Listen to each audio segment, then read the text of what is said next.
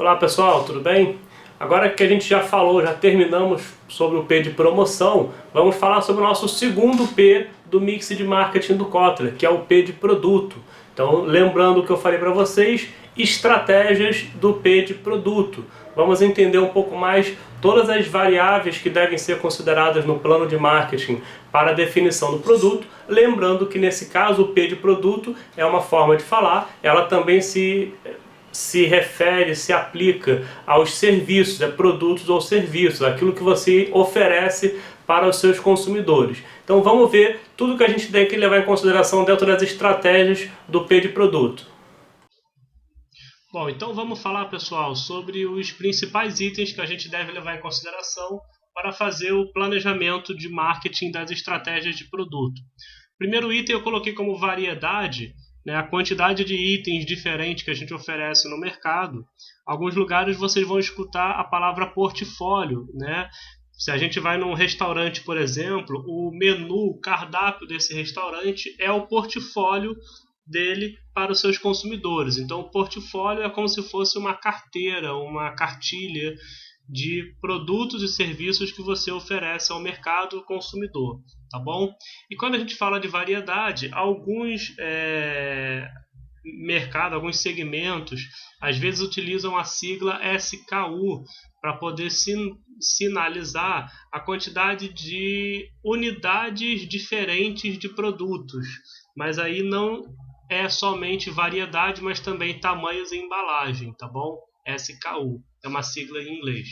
Mas a variedade de itens entra como uma das primeiras variáveis que a gente deve levar em consideração para o plano de marketing das estratégias de produto. Por quê? Porque você pode focar em oferecer somente um único produto e tentar desenvolver esse produto, melhorar esse produto. Mas você pode optar por, ao invés de melhorar esse produto, oferecer vários outros produtos diferentes, com algumas variações, tá bom?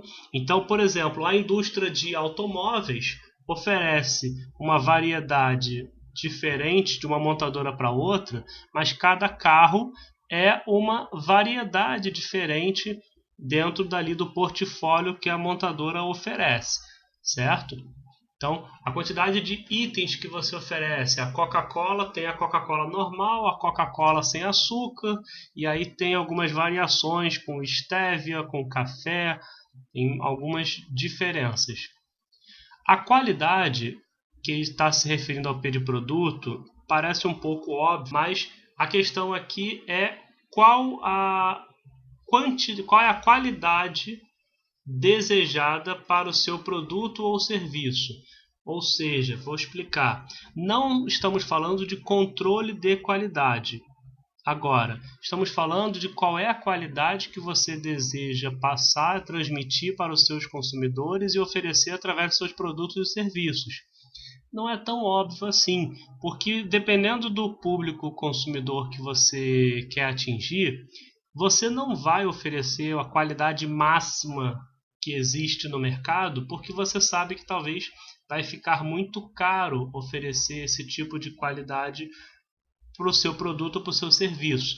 Então, a qualidade está de acordo com o posicionamento estratégico da marca.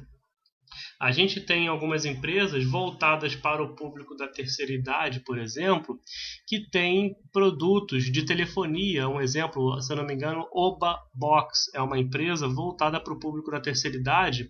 E você vê smartphone, telefones com teclas grandes, com números grandes, funções simplificadas, totalmente direcionada para o público da terceira idade. Então, qualidade para essa marca não significa ser a mais resistente, a maior resolução de câmera que o smartphone pode ter. A qualidade, nesse caso, está voltada para a experiência do consumidor. Então, quando a gente faz um plano de marketing, a gente precisa desenhar qual é a qualidade que a gente quer oferecer para o nosso consumidor. O design, ele tem a ver com design de marca, design de produto, né? Quais são os símbolos, qual é a identidade visual da marca que você tem que você quer oferecer para o mercado, quais são os elementos que compõem a identidade visual do seu produto, da sua marca. Então, tudo isso vai interferir, seja no formato, seja nas cores, às vezes até mesmo no material que você vai utilizar dentro do design do produto. E algumas coisas você consegue fazer literalmente do design uma marca registrada, como a gente tem na questão da Coca-Cola.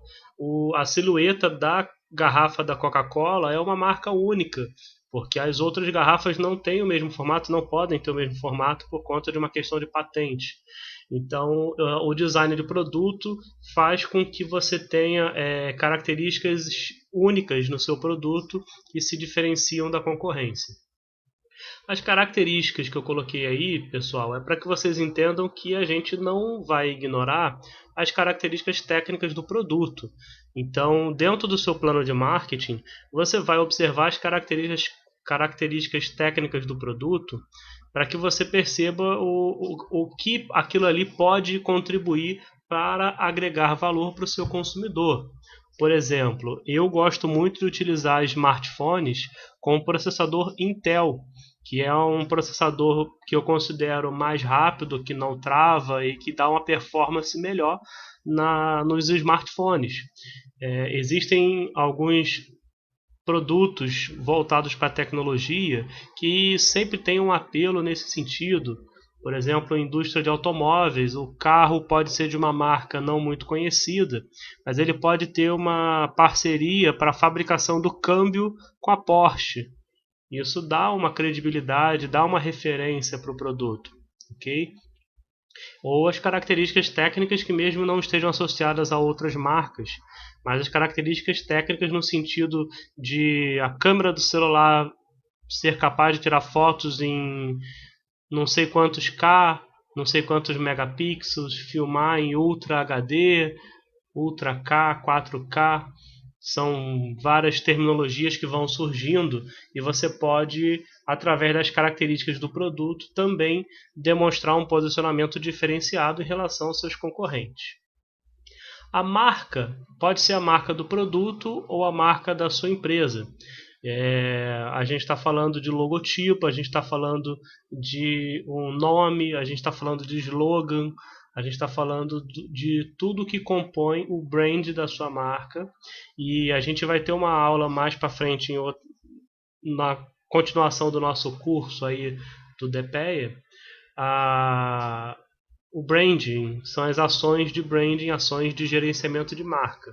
Mas a marca passa a ser, dentro da estratégia de produto, um item extremamente importante para que os profissionais de marketing façam o gerenciamento de um produto, o gerenciamento de uma marca institucional e como essa marca vai se relacionar com o consumidor, os valores que ela vai transmitir para o mercado e tudo mais.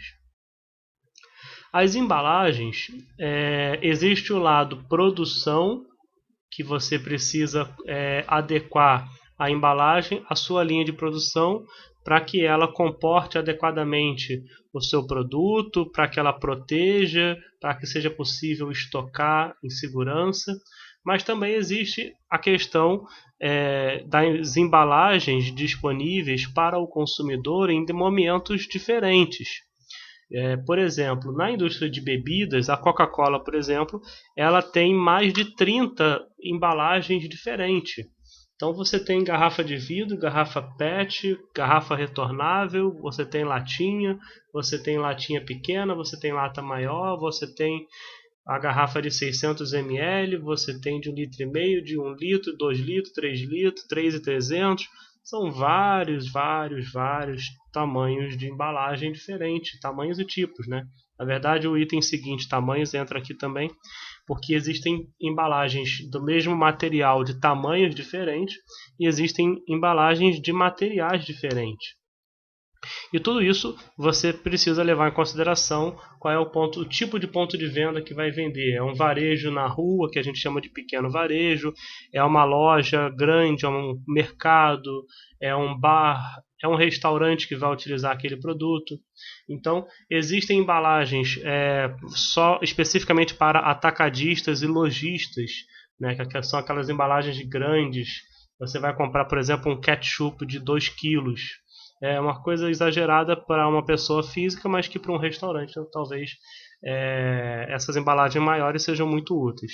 E existe também uma embalagem secundária, pessoal. Durante muitos anos, a embalagem secundária ficou escondida dentro do planejamento de marketing. As empresas não olhavam para isso como uma ferramenta de marketing. A embalagem secundária era apenas a embalagem que era utilizada no transporte dos produtos. Então, na maioria das vezes, usava-se caixa de papelão ou então um plástico transparente envolvendo os produtos para não cair, não perder. Só que as empresas perceberam que em alguns pontos de venda, em alguns estabelecimentos, esses produtos que estão em estoque, né, o estoque dos pontos de venda, em alguns casos ficam visíveis ao consumidor. Você chega em alguns bares, botequins, você tem ali as cervejas e bebidas expostas para o consumidor. Você chega num mercado ou num atacarejo, como açaí, atacadão, são mercados que você vê ali a embalagem secundária bem à mostra. São as caixas disponibilizadas ali. Você pode pegar item por item ou pode levar uma caixa inteira.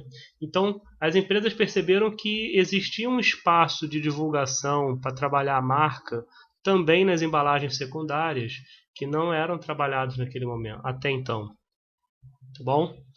Bom, os tamanhos eu já comentei, então vamos falar para um outro tipo de produto ou serviço. Você vê, por exemplo, o Spotify, Netflix, são serviços que estão aos poucos expandindo dentro do seu portfólio diferentes tamanhos de serviço. E o tamanho, nesse caso, não, por ser um serviço, a gente está falando da abrangência. Então, é um plano família que você pode acessar com várias telas de vários dispositivos. Você tem aí na telefonia um plano que você pega o compartilhamento de minutos com a família toda, com vários números, internet, coisas desse tipo. Os serviços, a gente se refere aqui como serviços agregados, serviços adicionais ao produto que está sendo vendido ou ao serviço que está sendo vendido. Então, eles vão servir para encantar o consumidor, porque na verdade você já conquistou o consumidor, porque ele já comprou, e aí, após comprar o produto ou contratar o serviço, você oferece serviços complementares para poder encantar esse consumidor e oferecer coisas que ele não esperava, certo? As garantias. A gente se refere a garantia no sentido de você dar garantia de fabricação. Tem empresas que oferecem garantia vitalícia, garantia para sempre, de fabricação.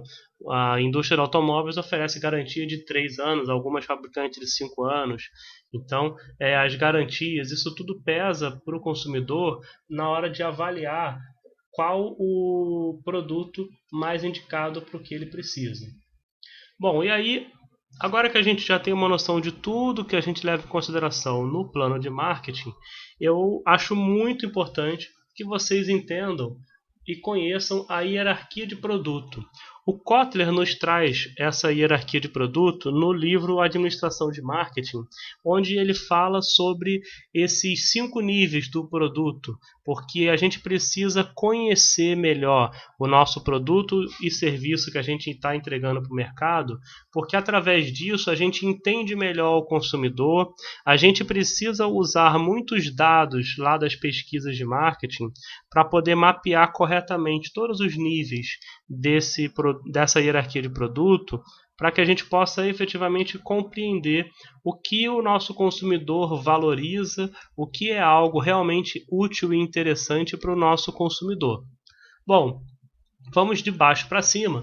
Tudo começa com o benefício central. Eu vou explicar para vocês utilizando o exemplo dos smartphones, independente do tempo, se esse exemplo que está aí está ultrapassado ou não, porque a tecnologia muda toda hora e eu não vou ficar atualizando os slides à toa, e tenho certeza de que esse exemplo dá para vocês entenderem. Depois a gente pode tentar fazer uma analogia para serviços também. Mas vamos lá. A gente sempre pensa num produto ou serviço olhando para o produto básico, tá? Que é o segundo nível da hierarquia, onde a gente fala da parte tangível, é aquilo que o consumidor está realmente comprando e levando para casa. Então, no caso de um smartphone, é o aparelho, os acessórios que vão dentro da caixa e tudo aquilo que ele pega, bota no bolso, na sacola e leva para casa. O benefício central é uma parte muito importante da gente entender, porque ele está associado à necessidade que esse produto ou serviço está tentando atingir, alcançar. Então, eu coloquei aí para vocês que o smartphone ele tem o objetivo, a necessidade de comunicação, seja pela internet, por ligação, por mensagens, SMS, WhatsApp, mas a ideia do smartphone é comunicação, seja pelas redes sociais, tudo isso é comunicação. Então, diante do benefício central comunicação, as empresas vão direcionando melhor o desenvolvimento de novos produtos e de serviços adicionais, a campanha de marketing e tudo mais. Quando você não compreende bem qual o benefício central do que você oferece para os seus consumidores, você pode direcionar sua campanha de marketing para o lugar errado e jogar tudo por água abaixo. Um erro muito comum que eu comento nessa aula é sobre a rede de lojas Copenhagen. Tenho certeza de que todos vocês conhecem. Qual é o produto básico da Copenhagen? É o chocolate. Basicamente, produtos de chocolate. Agora, o benefício central da Copenhagen não é vontade de comer chocolate, desejo de comer chocolate. Basicamente, a gente pode dizer que o benefício central da Copenhagen seria algo do tipo presentear alguém, né? Ou gerar algum tipo de satisfação por conta de lembrar da pessoa. Estaria alguma coisa nesse sentido, porque a Copenhagen vende presentes, vende a sensação, o prazer da pessoa receber um produto Copenhagen. Bom, então, benefício central, produto básico. O produto esperado é a expectativa do consumidor para aquele tipo de produto que você está analisando. Não é uma análise especificamente do seu produto, é uma análise do consumidor. O que o consumidor espera quando compra um smartphone? Bom, eu acredito que todos nós procuramos smartphone que seja ágil, que seja de certa forma resistente, tenha uma bateria que não deixa a gente na mão, que tenha uma capacidade de armazenamento suficiente para a gente poder tirar foto, fazer download de algumas coisas, tal. Então, existem dados que a gente pode obter no mercado sobre a expectativa do consumidor. Se você não atende nem mesmo a expectativa do consumidor, fica muito difícil competir com os concorrentes. Então é importante você acompanhar o que o seu consumidor quer, o que a concorrência está oferecendo, porque às vezes a concorrência oferece algo tão interessante que se torna o novo padrão de mercado. Se a gente pegar alguns anos atrás, a Apple, quando desenvolve cada vez mais o seu iPhone, ela foi tão feliz, mas teve tanto sucesso no iPhone que transformou o mercado de smartphones no mundo inteiro. Os mais velhos vão lembrar que antigamente a gente tinha a BlackBerry como a líder, fabricante líder no mundo de smartphones, porque ela dominava o mundo corporativo para você mandar e-mail através daquele teclado QWERTY e tal. A BlackBerry era disparada líder nesse mercado. E quando a Apple percebe que o iPhone poderia incorporar tudo que o consumidor usava no BlackBerry, ela traz um novo padrão para o mercado e hoje você nem vê mais BlackBerry no mercado. Todos os smartphones seguem o padrão iPhone, uma tela 100% touch, sem botões e cada vez mais fino, agora está ficando cada vez maior.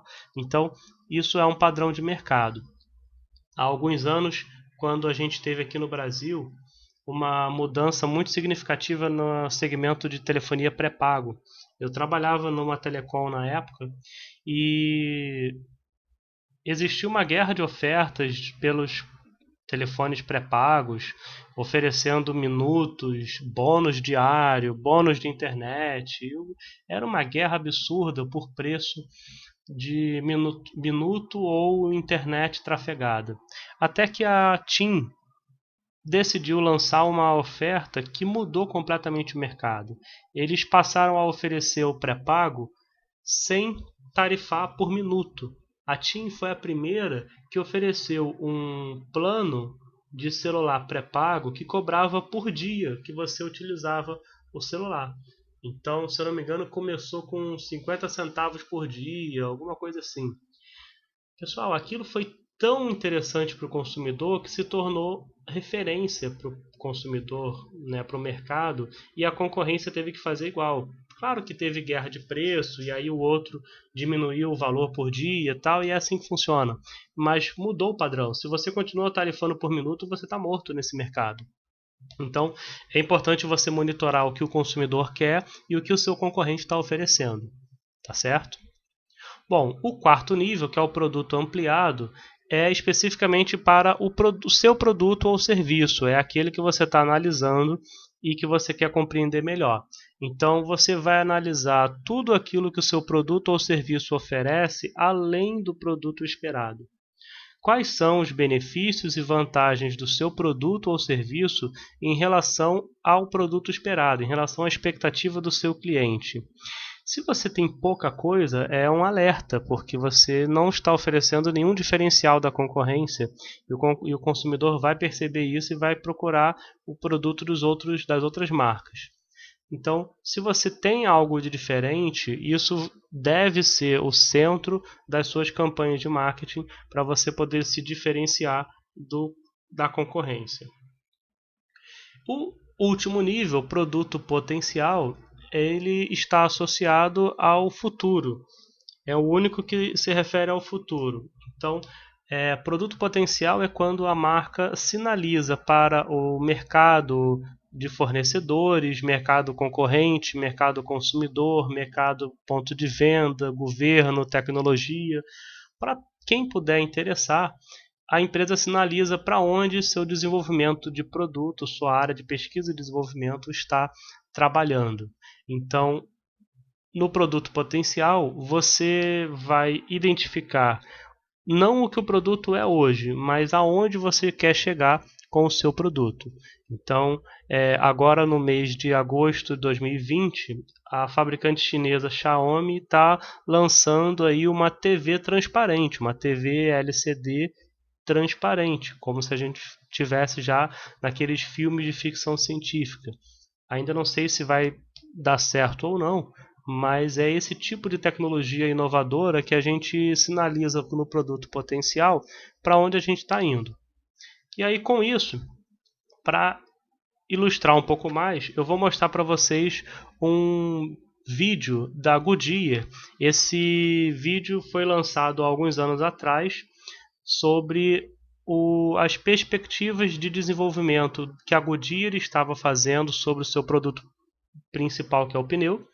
E é um exemplo literal do que a gente está falando de produto potencial. A Goodyear ainda não fabrica esse tipo de pneu, mas ela sinaliza de que quando os carros estiverem prontos para ter o pneu esférico, a Goodyear já vai estar pronta com o pneu. Quando os carros estiverem prontos para usar esse tipo de pneu, a Goodyear já estará pronta também.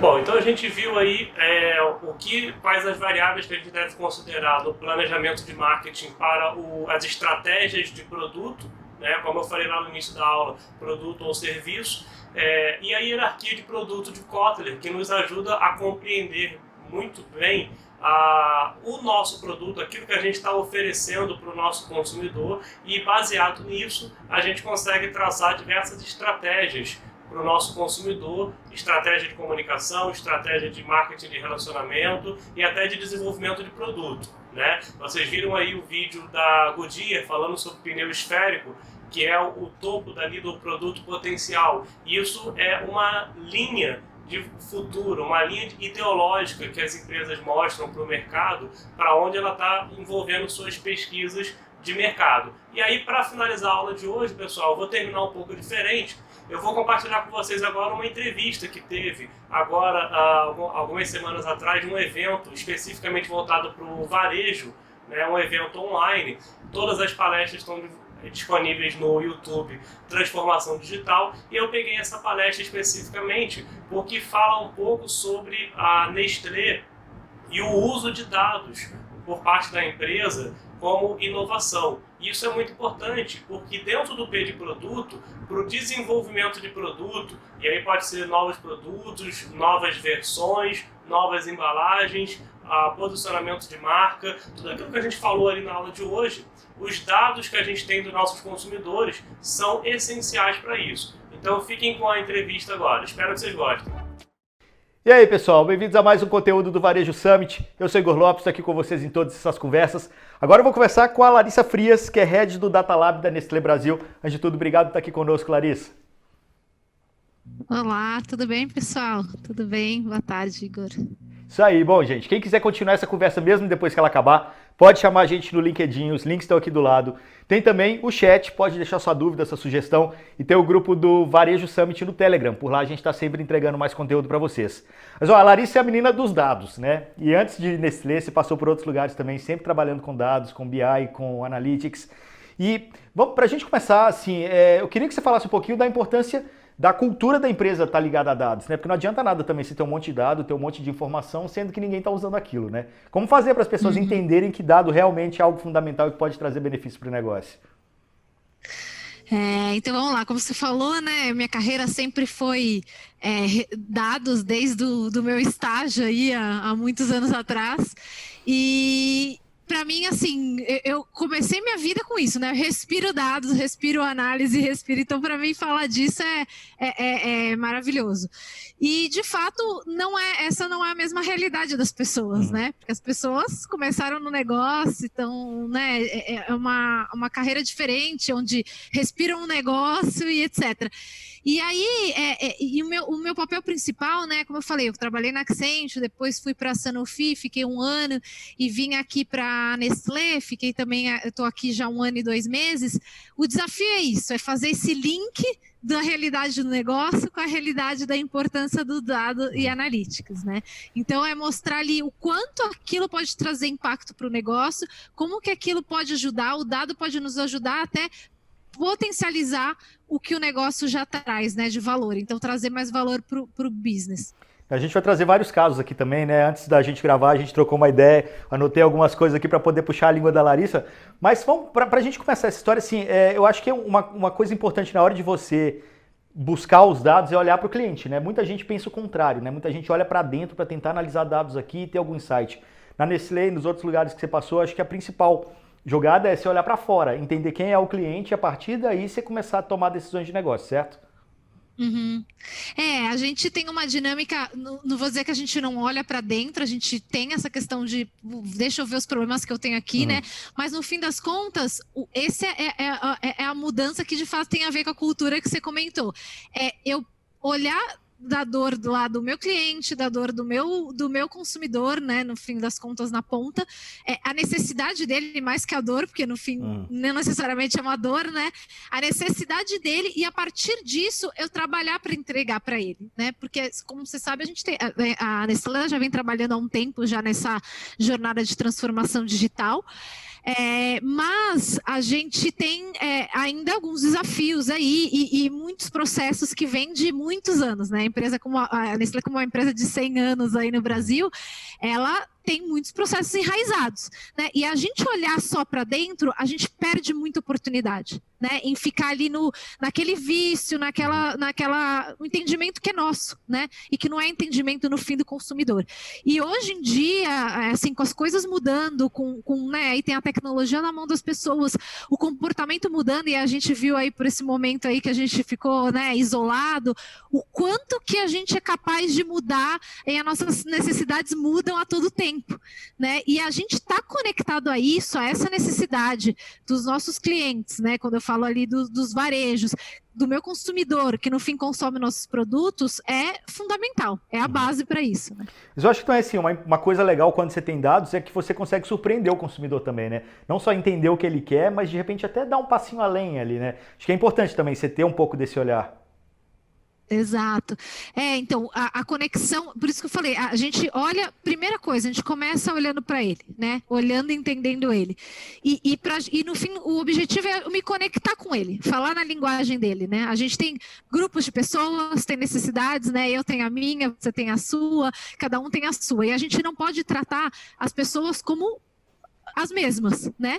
Cada um tem que ser o indivíduo próprio. E como é que a gente faz isso? Através do conhecimento de dados e entendendo essa informação, a gente consegue entender essa necessidade. Né? Então, eu vou dar um exemplo aí que é clássico, é o exemplo do Netflix. Né? Você vai no Netflix, você abre né, o app e você fala assim, vou ver um filme hoje. O quanto aquilo é poderoso quando você vem e o cara vai lá te falar, Larissa, recomenda esse filme, né? E aí você fala, nossa, esse é exatamente o filme que eu queria ver. Num dia hoje, com uma tarde chuvosa, um dia que eu tô, sei lá, mais para baixo e tal, pô, eles me recomendam um filme que de fato eu queria ver. Então isso é surpreendente. O quanto de tempo que eu economizo, né? E além de tudo eu fico super satisfeita. Então é um pouco disso, né? Esse é um exemplo dos grandes que tem aí, mas é de fato surpreender, né? Nem mesmo às vezes a gente sabe, a gente às vezes fala coisas da gente, mas nem mesmo a gente percebe muita coisa que a gente faz. E os dados nos ajudam isso, a perceber, a entender melhor e no fim das contas conectar com essas pessoas da melhor forma, né? Exato. Eu acho que tem uma coisa também que assim, as pessoas inicialmente pensam no uso de dados para vender mais. Né? Então você tem um produto legal, com o uso de dados, você sabe exatamente que produto aquela pessoa vai querer comprar naquele momento e entregar o produto. Mas eu vejo uma movimentação na Nestlé que vai além disso também, que é o seguinte, é você entregar além do produto, que todo mundo conhece, compra 99% dos brasileiros. Qual a porcentagem? Quantos por cento dos brasileiros têm acesso a produtos Nestlé? 99. 99, né? Tem acesso a produtos Nestlé, e aí a Nestlé agora começa a ir um passo além para entregar também a experiência. Né? E nessa hora de entregar a experiência, os dados também podem te ajudar bastante. Como que vocês estão trabalhando nesse sentido, de trazer além do produto, sabe? Sim, então, essa é uma coisa que a gente tem mudado bastante, já vem um tempo, exatamente porque a gente viu que só o produto não é suficiente para atender, né, a expectativa. Então, hoje você fala, eu quero comer um produto, mas eu quero estar no momento, é um momento que eu tô... É mais do que só simplesmente comer, né? Você traz aquela coisa do... satisfação, do momento com os amigos, do momento com a família, o momento. Então é sobre momentos, é sobre experiência, sobre estar ali, sobre estar presente. Então a gente falou, cara, eu tenho que estar nesses momentos junto com o consumidor, né? Eu tenho que estar ali trazendo toda essa experiência para ele. Então a gente vem trabalhando já há um tempo sobre isso, e assim. E para a gente trazer isso, quanto mais eu conhecer sobre o meu consumidor, mais fácil e melhor eu consigo fornecer essa experiência para ele, né?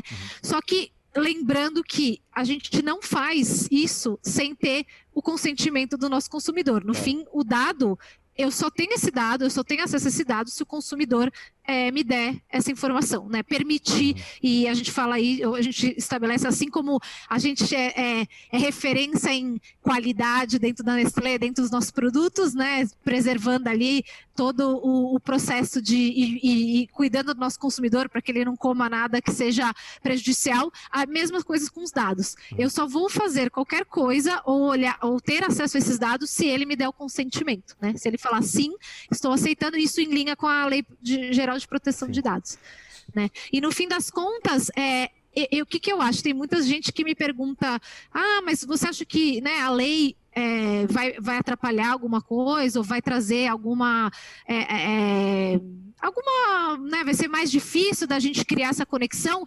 E eu falo que não, porque assim como lá atrás teve a lei, né, do consumidor aí, que hoje tem o PROCON e etc., todo mundo falava, nossa, isso... Não, é o direito do consumidor, a informação é dele, ele tem que optar por fornecer ou não. Né?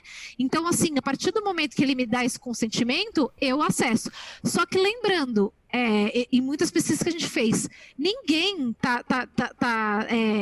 é contra ou né, não, tem essa questão do não vou compartilhar os dados, desde que eu tenho uma contrapartida para ele, né? No fim das contas, ele entregando, eu surpreendendo ele, eu trazendo o melhor serviço, cara, não tem por que ele não me fornecer, né? Então, ele vem do benefício, é uma troca. Né? No fim é uma troca, né? O dado é só uma forma de falar assim, me ajuda me deixa te conhecer mais. Me ajuda a te ajudar. Me ajuda a te ajudar, tipo, economizar seu tempo, entender o que você quer. Eu falo, numa loja de roupa, às vezes eu fico lá, eu olhando, nossa, quero comprar um tênis. Aí você fica, aí você desce. Aí você chega na página 235, você fala, olha, achei. Você fala, eu já tô 1 hora aqui. Meu, os caras já sabem que eu gosto de tênis branco, no modelo cano alto.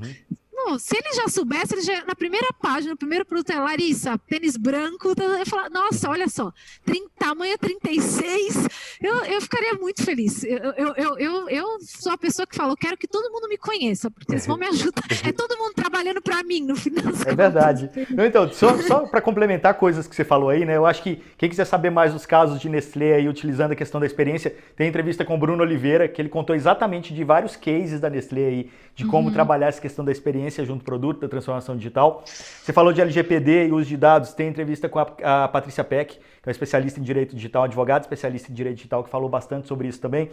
E nessa pegada que você está falando aí da contrapartida do dado, né? Eu acho que a gente pode começar a caminhar aí agora para um momento em que, beleza, a gente já entendeu que dados são importantes, e a partir do momento que eu entro numa loja, por exemplo, no e-commerce, e escrevo lá, preciso consertar meu ventilador, ele não vai me entregar o ventilador, ele vai me entregar o serviço que conserta o ventilador, ou ele vai me entregar a ferramenta para que eu conserte, ainda me dê o tutorial, né? A gente começa a avançar na questão do serviço, entregar exatamente aquilo que o cliente quer, né? Mais do que o produto em si. Exatamente. Exatamente, e pensando, né, a gente tem hoje um produto aqui que nossa, receitas Nestlé, e aí você fala, receitas, né, é legal, a gente entrega receita, mas às vezes eu não tô com tempo para cozinhar, né? Então um dia eu vou cozinhar, outro dia eu vou querer o bolo pronto, e aí a gente também... Então, assim, como que a gente vai entender nessa demanda e tem esse cardápio de possibilidades, né? Para o momento do consumidor, aonde ele está, o que ele tá querendo. Mas é isso mesmo, e a gente... É isso, tá ali oferecendo o produto e hora também isso vai dar input até para produtos novos, né? Na área de inovação, acho que o Bruno também deve ter falado um pouco disso, que a gente entendendo mais, eu entendo também o consumidor, o que ele quer, né? Às vezes a gente fica aqui testando e faz formulação e testa com um grupo de pessoas e vai e fala assim, pô, se eu pudesse ter o feedback do mundo inteiro, caramba, eu vou sempre, né, produzir o melhor produto para aquela pessoa, então é perfeito, é isso aí. Vamos falar de casos reais da Nestlé, assim, né? A gente está, na pré-entrevista, a gente estava falando do caso real de supply chain, por exemplo. Como que a análise de dados pode resolver questões de supply chain para vocês? Tá, então a gente, como eu falei, né, a gente tem um olhar para fora e a gente sabe que a gente tem muita oportunidade aqui dentro para melhorar, até no fim das contas, a gente fala, eu quero melhorar a experiência lá fora, né? Mas se eu não melhorar as coisas aqui dentro, não tem experiência lá fora. Então, em supply chain, a gente viu uma grande oportunidade que muita coisa a gente estava deixando de vender e, no fim das contas, pior que isso é o consumidor na ponta, estava deixando de comprar porque não tinha o produto muitas vezes no momento que ele quer, na hora que ele quer, né? Então, quem não aconteceu isso já de chegar no supermercado, você vai lá procurar o seu Nescau e você vai lá e fala assim, nossa, não tem Nescau. E aí você fica rodando e chama alguém, e sobe, desce, olha, e no fim das contas você sai super chateado porque não tinha o Nescau que você tanto procurou, né? E aí a gente percebeu que isso acontece muito, né? E aí por N motivos, né? Desde a cadeia por conta da Nestlé, às vezes do varejo, mas assim, até o produto chegar lá, né? Tá disponível, tem fabricação, tem entrega, um monte de coisa. E a gente começou a ver que a gente demorava muito para reagir isso, né? Porque eu descobria que aquele produto não estava na gôndola, aí depois que já tinha acontecido, e aí eu vou lá e falo, beleza, gente, agora a gente tem que pedir o produto Nescau para aquele mercado, naquela região. Só que isso demora, né? Até o produto ser produzido, chegar e ir lá na ponta, tem todo um ciclo aí para aquilo chegar. E a gente começou a falar, por que a gente não começa a fazer um modelo preditivo onde a gente começa a antecipar isso, né? E a gente começa a entender com 2 semanas de antecedência, 1 semana de antecedência, que o produto não vai estar em tal lugar, naquele supermercado, naquele dia. E aí eu começo a direcionar de forma a minha operação para que o produto esteja lá disponível e não aconteça essa baita de experiência. E aí, mais uma vez, é a troca para os dois lados. É a Nestlé conseguindo vender e o consumidor satisfeito porque tem o produto lá quando ele chega lá, né, no mercado. Mas claro que a Nestlé tem uma estrutura imensa para poder chegar num algoritmo ou numa análise de dados nessa magnitude, para poder fazer com que toda a cadeia seja entendida a fundo para você chegar nesse ponto aí, né? Uma empresa menor ou no varejo que talvez não tenha tanta base de dados assim para poder chegar num nível de sofisticação de análise assim, por onde começar? Então, na verdade, talvez a gente não tenha esse nível de sofisticação, mas tenha necessidade de ter mas tem dado. Algum dado ele tem, né? Sim. Talvez ele não tenha todos os dados e todos os momentos, né? Então, a primeira coisa, entender essa jornada, olhar para essa jornada de ponta a ponta, como eu falei, a cadeia do produto começa lá na fábrica e vai até a entrega lá no varejo, né? Então, no varejo aonde é que começa o meu fluxo, né? Desde o momento que eu fiz o pedido, no caso do varejo, fiz o pedido de compra, né? Comprei e estou esperando ali o produto chegar, né? Então, como é que ele também pede para a indústria e fala, olha, eu preciso ter visibilidade de onde é o pedido, começa também buscar, né, trazer a indústria para perto e falar, eu preciso ter visibilidade de onde está o problema. E com isso também começar de alguma forma a coletar esses dados, né? E a partir disso, a partir do momento que você vai coletando esses dados, entende a jornada, mapeia a jornada do começo ao fim e mapeia todas as dores, né, as oportunidades que a gente tem dentro dessa jornada, a gente vai coletando esses dados de acordo com essas oportunidades. E aí, com isso, você consegue gerar inteligência sobre isso. Porque, no fim, assim, a inteligência começa com o dado. Isso que é uma coisa que que eu falo muito aqui, a pessoa, não, vamos fazer inteligência artificial. Eu falo, gente, vamos lá. É igual a nossa cabeça funciona. A gente funciona com um monte de informação que a gente traz do nosso passado. Exato. Né? É assim que o ser humano, a cabeça do ser humano. Então você fala, eu trago aquilo, eu processo, eu trago às vezes coisas de fora, né? Que uma pessoa me trouxe uma coisa a mais, uma informação, alguém trouxe uma outra informação, e com isso eu formo um pensamento futuro, né? Que pode estar próximo ou não do que é a realidade. E assim que é o modelo, né? O modelo trabalha assim. Então, tenho... Não, é porque eu acho que muita gente está começando a mexer com dados nesse momento, já quer sentar na janelinha, aquela coisa da ansiedade, né? E calma, né? Tem muita coisa para fazer até chegar nesse nível aí. Porque no fim a base é dados, né? E às vezes você fala, por exemplo, agora, vou dar um exemplo, esse é legal, porque você fala assim, pô, a Nestlé vem vendendo, sei lá, tem produtos da Nestlé que vende de uma forma muito similar ao longo do ano, né? Não tem sazonalidade que a gente diz, e tá lá, vendendo. Então, pensa que esse número é muito fácil eu fazer a previsão de vendas lá na frente, porque, cara, é muito similar. Agora, me diz nesse momento que a gente teve de isolamento, que mudou tudo, mudou completamente o comportamento. Quantas variáveis a mais eu tenho aí, né? Pessoas que não passam mais em frente ao mercado que ela passava, pessoas que, né? Então, tudo isso depende da forma como eu coleto. Então, é uma nova forma de eu coletar esses dados. Agora eu estou coletando esse momento que as pessoas estão fazendo. E com isso vai te criando essa base de inteligência para você, no fim, fazer inteligência. Porque inteligência sem o dado não tem, né? Nossa cabeça sem informação. Por isso que a gente é um bebê, a gente não é muito inteligente, né? Porque a gente não traz esse histórico. Tem que começar de algum lugar, né? Exato.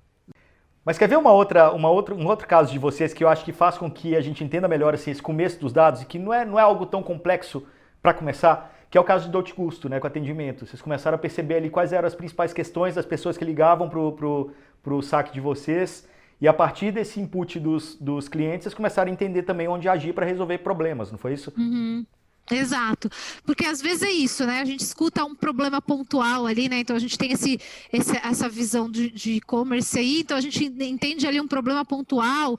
Então, um consumidor reclamou, outro consumidor reclamou, e a gente vai entendendo isso. Só que quando eu olho para o todo, né? Eu tenho quantos 1000 ordens por dia, quantas 1000 pessoas entrando no site e querendo fazer esse pedido, e a gente começa a quantificar o que é isso, né? Quem que de fato está, quais são as principais reclamações, como é que as pessoas estão satisfeitas, como elas não estão. Então a gente começou a entender, a gente fez um modelo de machine learning para começar a categorizar isso, né? E eu entender de fato quais eram as principais dores do meu consumidor, quais eram os principais problemas que aconteciam nessa cadeia, né?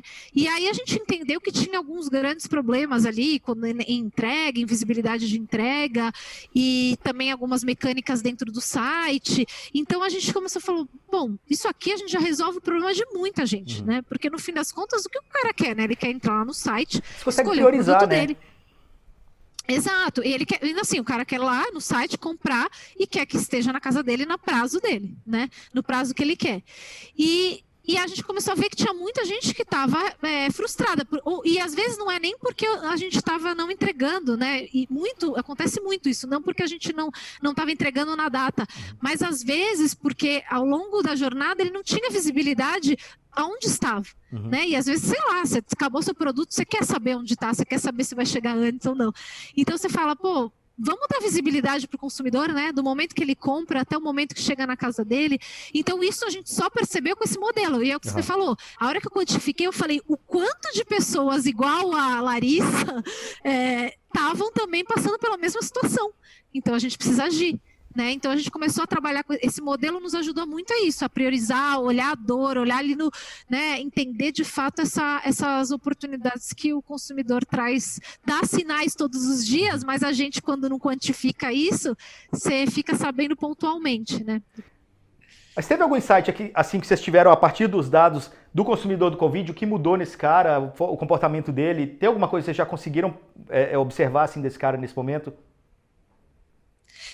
Tem algumas coisas que a gente percebeu, por exemplo, a parte de e-commerce, né? Foi uma coisa que as pessoas compravam, mas agora nesse momento potencializou muito. Então, principalmente alimentos, né? As outras coisas até acho que sim, mas alimentos foi uma coisa que cresceu muito, né, no e-commerce. Então, essa coisa a gente colocou toda a energia para vendas digitais, como que a gente ia alavancar, como que a gente ia conseguir entregar nossos produtos e disponibilizar, né, da melhor forma para todos os consumidores nessa nova forma de consumir, né? Nesse aumento aí exponencial de volume por esse canal que já existia, mas foi potencializado. E outras coisas que a gente também percebeu, por exemplo, chocolate é uma coisa que era muito consumida, né? O chocolate Nestlé é super reconhecido, e a gente percebeu que caiu muito, né? No momento desse momento em casa. E a gente falou, mas como assim? As pessoas estão mais ansiosas, elas deveriam comer mais, né? E aí uma das coisas que a gente foi descobrindo ali era a questão muitas pessoas tinham receio de como receber essa mercadoria em casa, né? O chocolate passa aí, né? Vai pelo transporte, passa todo e chega. Será que ele ia chegar o produto em casa intacto, né? Do jeito que deveria chegar? E aí a gente percebeu, poxa, a gente tem que deixar o consumidor mais confortável, enviar numa embalagem mais específica, criar outras alternativas para ele consumir isso, né? Ele também consome muito ali no impulso, né? Sai da loja e pega ali na frente, então como que a gente traz isso mais lembra ele, né, da questão do chocolate, né, da importância de ter aquele docinho no meio do dia. Então isso foi outra coisa que a gente super trouxe aí como novidade. Outras coisas também, a gente, como Nestlé, a gente tem muito consumidor da classe C, D, né, e E, então a gente sabe que assim como todo mundo aí está sofrendo com a parte econômica, mas essa classe mais ainda, e a gente entende que esse pessoal está passando por um momento difícil, né, de financeiro mesmo. Então, como que a gente pode fornecer pacotes, né, e aí falando, por exemplo, de cereais, pacotes maiores e com preços melhores, né, mais acessíveis para que todo mundo possa ter acesso a esse produto. Então, foi uma das coisas, entre outras aí, acho que o dia inteiro a gente ficava todos os dias ali maquinando, mergulhando nos dados, vendo oportunidades e a gente achou, assim, 1000 coisas. Acho que a gente viu, de fato, foi o momento que a gente falou, olha a importância, né? Tudo que a gente vem fazendo, olha só, é importante ter os dados, aqui só concretizou, olha só o que o dado pode nos ajudar a trazer, né? De resultado e no fim, experiência para todo mundo. Perfeito, Larissa. Tem mais alguma coisa que a gente conversou aí na nossa... que passou batido, que de repente a gente não abordou aqui agora? Não, acho que a única coisa que é importante, eu acho que até as pessoas acho que as pessoas me perguntam muito, assim, em algum evento que eu dou alguma palestra, como que a gente está fazendo para fazer essa transformação de fato acontecer, né? Acho que você perguntou isso um pouquinho no início, mas acho que vale falar, né? De fato, não é fácil, né? Porque muitos heads, até de analytics, e acho que muitos varejos aí que estão construindo suas áreas de dados e suas áreas de analytics, né? O começo é complicado porque é isso, né? Nada você se faz sem o dado. Então, deixar o dado ali pronto, o dado preparado, o dado bonitinho para ser consumido, tem um esforço grande e que não é visto, né? É assim como um produto que você vai numa fábrica. O produto entra lá, né? Vem um monte de matéria-prima, tudo bagunçada, e ele tem todo um processo até o produto ficar pronto no final da linha. Tem um controle de qualidade, passa um processo. É a mesma coisa com o dado. Até ele virar informação, né, que é o nosso produto, tem muita coisa para acontecer. Então, tem que se ter muita esforço nisso, colocar muita dedicação nisso, porque de fato isso, né, a gente tendo um bom dado com uma qualidade e tendo informação e transformando essa informação, isso é a base para qualquer questão que a gente vai fazer, né? Então, assim, isso é algo que é custoso. É difícil também a quem não é da área de dados, quem é da área de analytics, entender o esforço disso, né? Então, mas como que a gente faz isso? Não é só, assim, tem esse esforço, né, por trás, mas eu acho que é importante a gente não falar, bom, eu vou cuidar dessa parte, eu vou criar toda a estrutura de dados e depois a gente vai começar a trazer resultados, a gente vai começar a trazer valor, né? Que aí a galera realmente está muito certa de não ter paciência, né? Porque você falar, daqui a 2 anos eu vou começar a trazer resultados. Gente, fica tranquilo aqui, né? Mas eu acho que ainda é um momento de muito aprendizado. Talvez contradizendo um pouco do que você está falando aí também. Aconteceu comigo durante a pandemia, assim. Tem uma ótica que eu compro lente de contato sempre lá. Eles tinham meus dados, eles tinham meus contatos. Juro pra você, em 3 meses de pandemia, eles me entraram em contato comigo via WhatsApp umas 6 ou 7 vezes, com 6 ou 7 pessoas diferentes, perguntando se eu queria alguma coisa. Eu fiquei bravo com eles, obviamente, bloqueei todos os contatos, até que semana passada eles entraram em contato e eu acho que eles aprenderam como utilizar os dados. Falaram, olha, a última vez que você comprou suas lentes de contato foram em março, você comprou para 3 meses, está na hora de você trocar. Você gostaria de repor suas lentes de contato? Finalmente eles entenderam como usar dados da melhor maneira. Depois de 7 tentativas, mas aí eu já estava de saco cheio deles também, não vou comprar com eles mais. Mas é assim mesmo, e a gente faz muito isso aqui dentro, sabe? Pega valor, pega um caso, retoma, volta, vai lá, faz com a área de negócio, mostra resultado consumidor, e aí a gente vai avançando, fazendo as pessoas entenderem aos pouquinhos o que é o valor que isso pode trazer, né? O que isso pode mudar no nosso dia e facilitar, porque no fim das contas tá todo mundo ali, as pessoas, não é que dados é uma coisa nova, né? Dados a gente vive há muito tempo, né? Você vai lá, pega o Excel, mexe, todo mundo tem acesso a dados. Só que a gente faz isso tão tão de uma forma normal do dia a dia, mexe no dado, limpa no dado, arruma no dado, põe no Excel, e que a gente gasta tanta energia com isso que a gente nem percebe, né? E a partir do momento que eu começo a ter isso de uma forma muito mais simples, facilita muito a vida. Mas é lógico, como qualquer coisa na vida, não é da noite para o dia que a gente vai entender isso. E aos pouquinhos, a gente vai soltando essas pílulas e vai mostrando ali um caso, um case, e a gente vai avançando nessa agenda dentro da companhia, né? Bom, é isso, o nosso tempo chegou ao fim. Quem quiser continuar essa conversa, pode chamar os LinkedIns, os links estão aqui do lado, meu e da Larissa. Tem também o chat, deixe sua dúvida, sua sugestão. Tem também o grupo do Telegram do Varejo Summit, por lá a gente está sempre entregando mais conteúdo para vocês. Larissa Frias, ela é head do Data Lab da Nestlé Brasil. Obrigado demais pela conversa, valeu. Eu que agradeço, Igor. Muito obrigada aí pela oportunidade e agradeço, pessoal. Ficou à disposição quem quiser compartilhar aí conhecimento, essa trajetória de dados aí. Para mim é uma grande satisfação falar desse tema. Então, fiquem à vontade e até mais. Obrigada.